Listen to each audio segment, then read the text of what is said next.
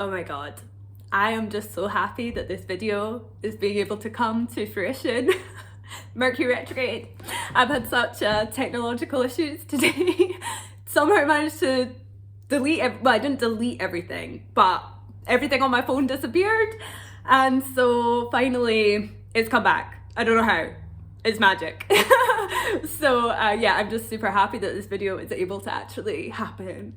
And so you'll know from the title of the video that this video is all about animal guides, animal spirits, and how to connect with them. And I think this video, or the topic of this video, is a really good example of what I was kind of talking about in my first sort of announcement kind of video about the direction of my channel and where I wanted it to go, was about having a kind of rooted, grounded approach to spirituality of like, okay, we've got all this amazing spiritual insight, so what are we going to do with it? How are we going to create from it?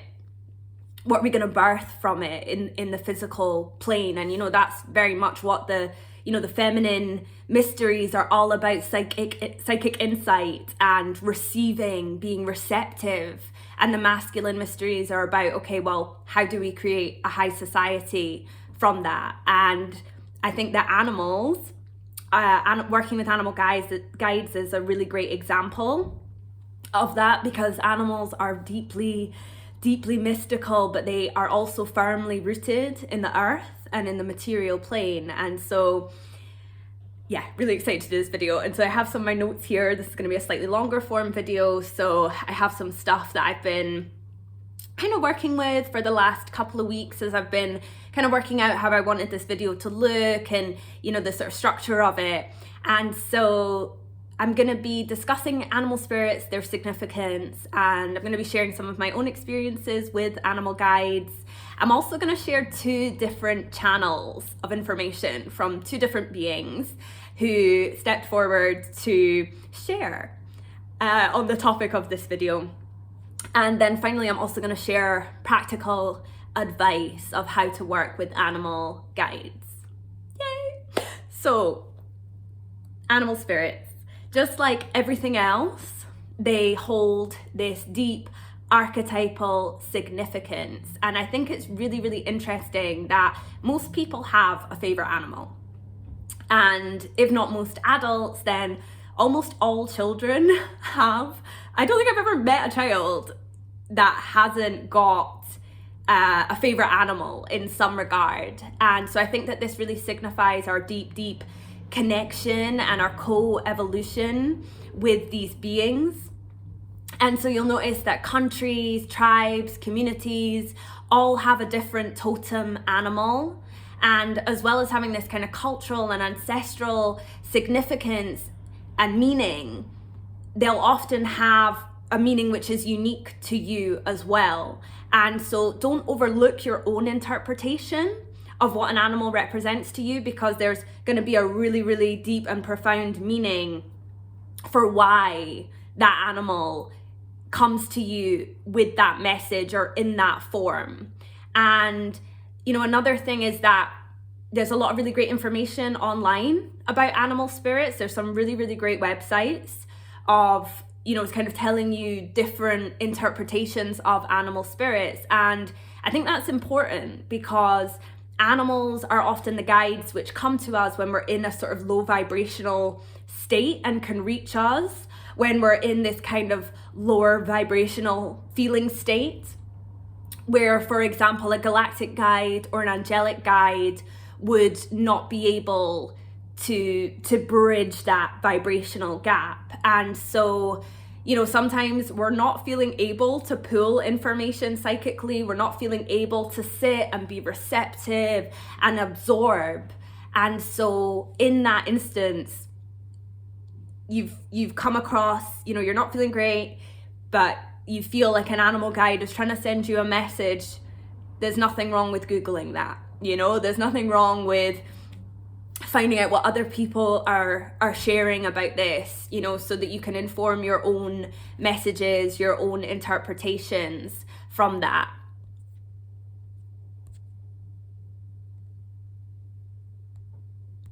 Just checking my phone is on Do Not Disturb. We do not need any more disruptions today.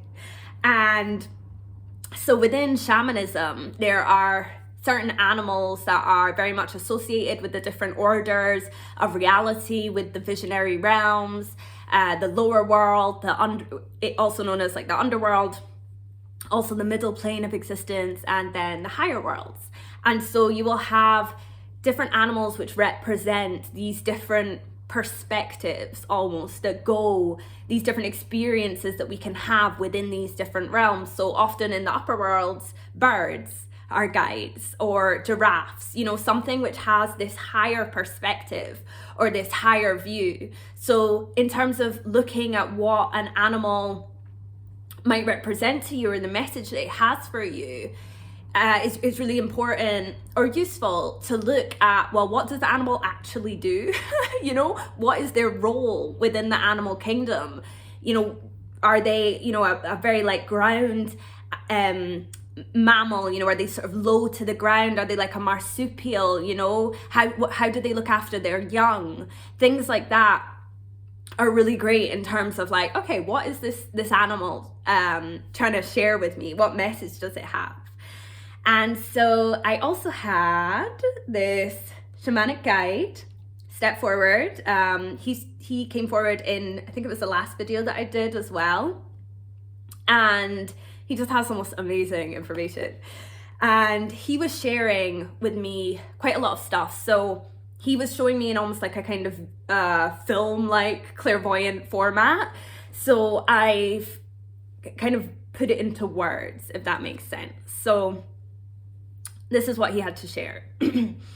Animal spirits are particularly useful for those wishing to ground their vision into reality, which is what the people of Earth need right now. It needs its visionaries to step forward, to step up as leaders. Humans and animals have a shared history, and their relations towards each other have shifted quite dramatically through different ages and epochs. And what he was showing me here was almost like a graph, like a flow chart or something, of the way in which throughout the different ages, throughout the light and the dark ages, how there has been different types of interaction, how there has been different ways of communicating, of merging, of, oh, tingles in the crown, different ways of contact, of connection, of communion between humans and animals. And so another thing he was sharing was that this sort of killing and the consumption of animals is directly associated with how dense the planet is and how far we are into a dark age. And the way that humans treat animals is a direct reflection of our relationships with ourselves and you know, how we feel about ourselves, how we treat ourselves. And in a more sort of recent history, there has been this deep interweaving of the hunt with shamanism.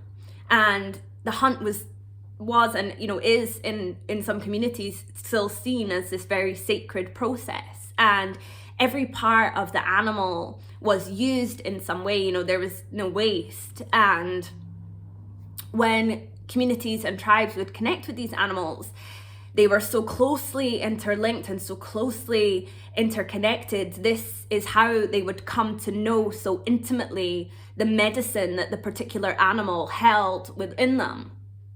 And this was through an accumulation of hundreds and hundreds of years of wisdom collected through vision quests, becoming one with the animal through a process of enmeshment, and through a process called common bodying, which I'm going to share more about later. And also through a process which is almost similar to a dieta, shamanic dieta, which is commonly done with plants. You can, you know, do a shamanic dieta with plants where you will consume a very, very simple diet. It's often done prior to plant medicine ceremonies as well, and it's to make you receptive to the messages, to the energy, to the consciousness of the plant. And so sometimes these dietas go on for very, very long periods of time and are a really fantastic way for your consciousness to be imbued with the consciousness of the plant. And so it was a similar process that was done with animals. And sometimes this would involve the consumption of a certain part of the animal. It might be a specific organ.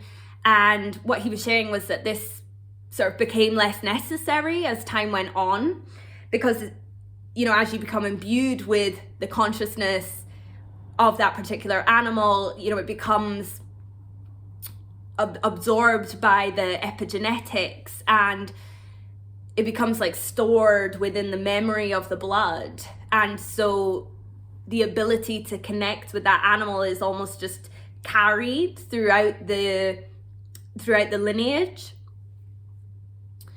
And sometimes animals would be sort of ritually sacrificed, and this was kind of where humanity was at this time. With, you know, the deeper you are into a dark age, the more you'll see sacrificial practices, the more common they'll be.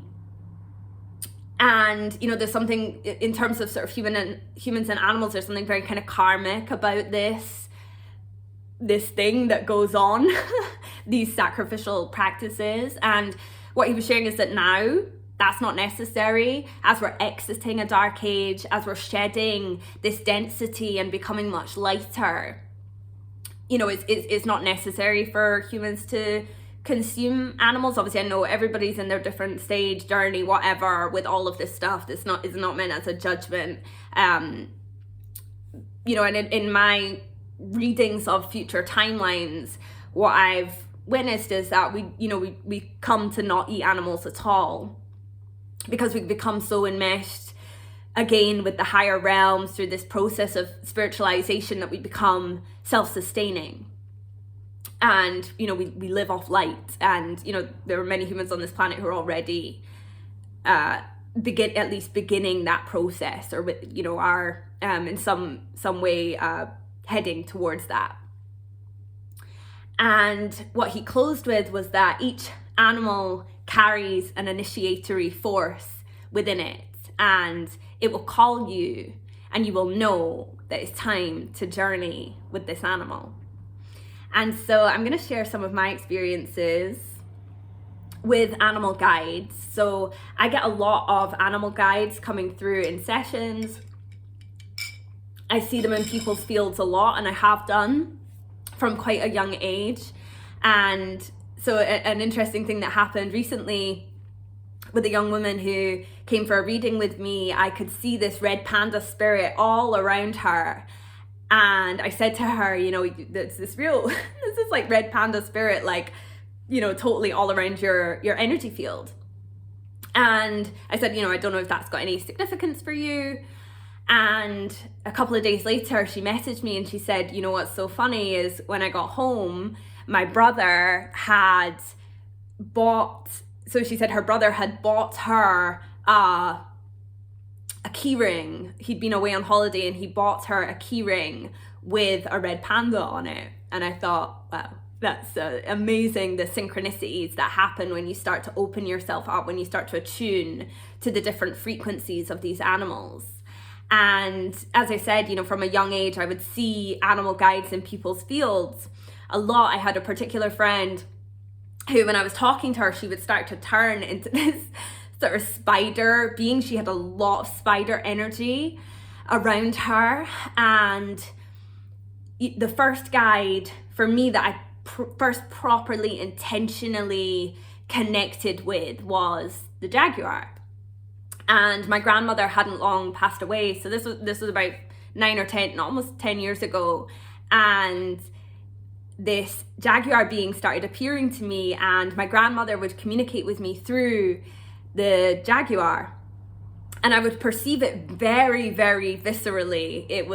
I could feel it like pressing up against my legs when I was walking. Like, it was very tangible, this experience. You know, it wasn't I wasn't kind of just perceiving it clairvoyantly. There was this whole almost very embodied kind of connection with this jaguar.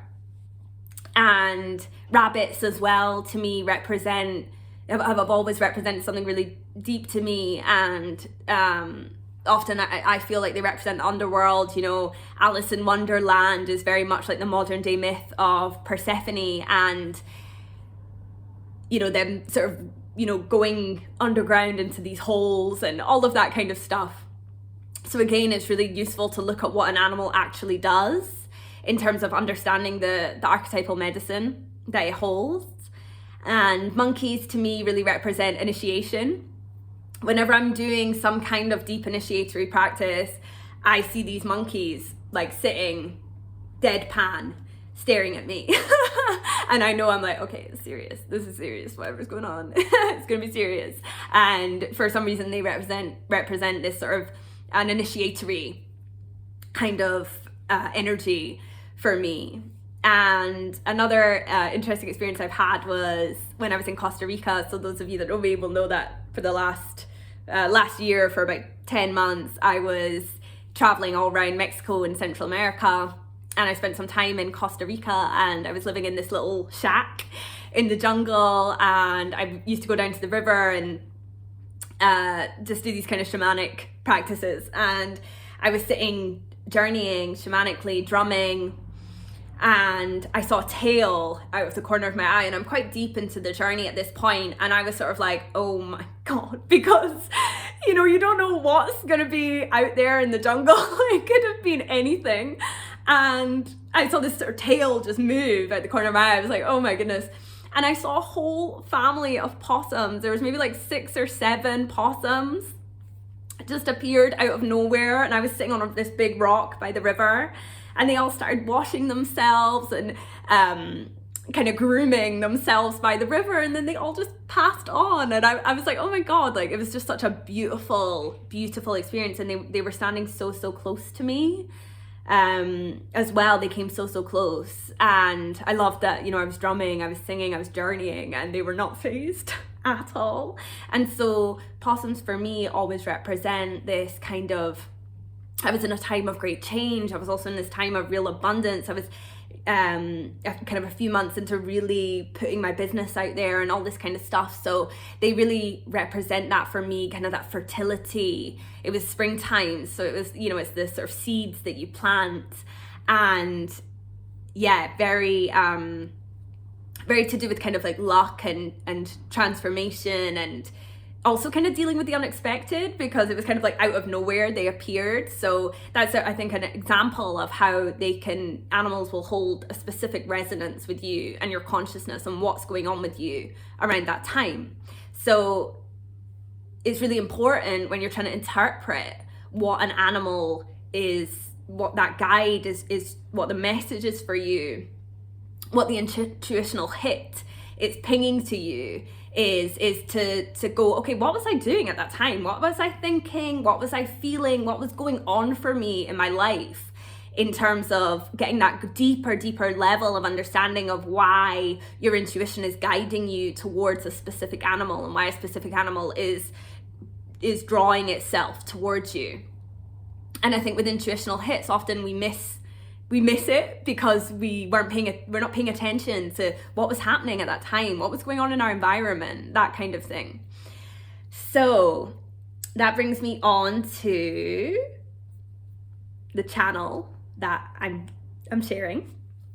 And so I asked for an ambassador from the animal kingdom to step forward to share something with us for this video, whatever that might be. And the animal that stepped forward was a bear with this beautiful Native American coding, like deep codes within it from those lands. And this is what he had to share. We here as animals on this plane are in some ways limited by the third dimensional form. When you connect into the spirit level of an animal, you are accessing its multidimensional capabilities and are able to see, sense, feel, and know its full lens of perception. What medicine and gifts does it offer? What messages does it have that wish to come through? The animal kingdom is greatly understood by most of humanity. Regardless, we are as much in co-creation with Gaia as you are yourselves. Many helpers and guides from higher planes incarnate in animal form in order to assist in the great uplevelling, the huge shifts which are occurring cumulatively upon our earth plane. To connect deeper with us, place your ear upon the ground and hear our footsteps as we walk. Your connection and relation to the animal kingdom mirrors something back to you about yourself. Walk in love, walk in truth, and this shall be returned unto you tenfold. Just like the kingdom of animals, find your way back in tune with nature and her wisdom. Feel the earth's pulse within you. Find out how you can be of service to her. This may be as simple as clearing up litter from your local park, beach, or forest, or sending love to those of our kind who remain in captivity or suffering ill treatment. Either way, the more you sharpen your perception, the more you release through this great cleansing process, the more you will attune to our collective frequencies and the individual harmonics carried by the animals around you. With love, Bear. So I love that. I love that so much. And I really liked how he gave this example of higher beings incarnating into animal form. And I've witnessed this myself. You would be surprised how many animals have a galactic aspect. A puppy I really connected with in Nicaragua had this beautiful Syrian avatar who would share the most amazing codes with me. And so it's just a reminder that animals are also on this, their souls are also on this deep evolutionary process, and they also have these avatars which exist within different dimensional planes. And so how can you connect deeper with animal guides if you're already connecting? Maybe how can you connect deeper, or maybe you're a beginner and you want to just start. So the first thing I would say is ask for a guide to appear to you in waking life, in the astral, in the dream world. Ask for one which can support you, maybe in something specific, or you can ask for a surprise. There's so many different ways in which you can ask for this initiatory process to begin. And just watch one appear. It might appear to you in a really subtle way. It might be really, really obvious. But what I would say is ask for the message to be so clear that you can't quite mistake it, you know? And really, when you're doing this, allow your imagination to be stimulated. You know, when we're in the analytical mind all the time, we're unlikely to pick up these intuitional hits, you know? So just trusting that you've put this out there and ask and you will receive. A message will come to you. And you know, it's that thing about trust, you know, it's like just allowing ourselves to surrender deeper and deeper. Trust is like this spiral, you know, it's like you think you've surrendered and then you're asked to surrender deeper. So, you know, just being aware of that as you're allowing for these messages to come through to you, just being receptive and open and not looking overtly for them, but just putting them out there and going, okay, I know something's going to come. I know I'm going to see it. I don't know when, but I trust that it's going to happen. And so another great practice in terms of connecting with animal guides on a more, I would say it's a more kind of intimate level of connection, is a process called common bodying. And I would recommend being in a sort of meditative kind of state for this. Really do something which allows the alpha, theta brainwave states to begin to activate. So that could be meditation, that could be a shamanic drumming track, some meditation music, whatever you feel is most aligned with you.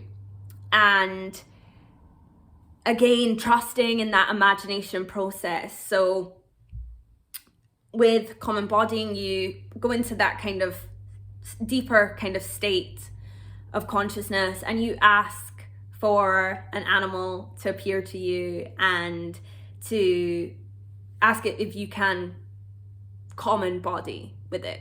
And so common bodying is all about your senses. And what is going to happen is that this animal is going to allow you to essentially enter its form and share its medicine. And it's really important that, you know, with this sort of imagination part of it, is like if an animal appears and you're like, oh, that's not the animal I expected, or like I wanted, you know, that sort of thing. Just trust it's appeared for a reason. And remembering that this is like a really, really healing process to do this. incredibly healing, because you are essentially allowing all of the medicine of that animal to permeate your spirit. And it's just such an incredible process. And it's very simple as well. You know, there's not much instruction. Simply allow yourself to go into a meditative state, ask for an animal to appear to you, and then start to imagine that you are within the body of that animal. That's essentially it. And for me, one of the first animals that I experienced this common body journey with was a black panther. And what was happening was, it was like I was running and I kept falling, and I would get up and then I would run and I would jump and then I would fall again. And what the Black Panther medicine was showing me was like, just keep moving, don't stagnate, keep moving. You will fall, but you'll also get up and you'll be fine. You know, it was teaching me about the highs and the lows of life, and just, you know, the importance of movement. You know, I can be at times perfectionism. It's my thing which stops me from moving. I'm Virgo Chiron. Okay, so for the astrologers in the house, you know what that means. And so it was showing me that, like, you know, just keep moving, just like, it doesn't matter if you fall, you get up, it's cool. So the medicine is going to come through in this metaphoric form. It's probably not going to be an animal being like, hi, you know, it's advisable that you like don't do what you're doing in this way anymore. It's not going to be like that, you know. I mean, maybe for some people it might be, but when you're in these types of journeys, because of the brainwave state that you're in, it's most likely going to be symbolic. It's going to be an image, through imagery. It's going to be through metaphor, because that's kind of how that part of us receives. You know, that's how we communicate often with our higher aspects, with our guides, is through that symbolism. And so it might be showing you like a shadow aspect. There's no kind of fixed way that these journeys can happen or are going to appear. Everybody's journey is going to be slightly different. And also, you know, don't be, you know, like afraid that you're doing it wrong. Don't, you know, worry that it's not going right, or it's not going the right way. It might take you a few times of really intentionally going into this state to be able to actually really immerse yourself in that process. But when you do, you will realize the magic of it and how deeply healing it is. It's just about trust, you know, and trust in the journey of the common body, because it's truly amazing.